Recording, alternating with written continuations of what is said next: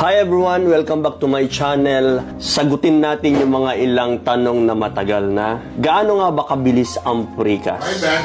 Sa mga villas, pwede tayong bumuo ng 30 villas in 10 days, pero hindi natin kayang bumuo ng isang villa sa isang araw lang. Paano nangyari yon? Panoorin nyo yung sequence ng trabaho hanggang matapos ang isang villa.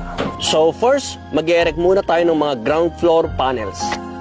Gamit ang mobile crane, i-erect natin ang mga ground floor panels ng mabilisan. Ang isang araw natin na ground floor, bali 3 bila ang tinitira natin sa isang araw.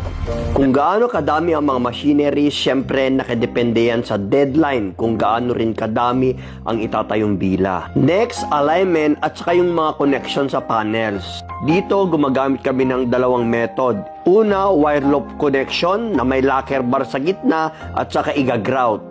Isa pang ginagamit namin ngayon ay yung bolt connection. Ito talagang mas mabilis ang proseso pero usually ginagamit lang namin ang mga ito sa mga non-load bearing walls. After that, i-erect na natin ang mga horizontal elements.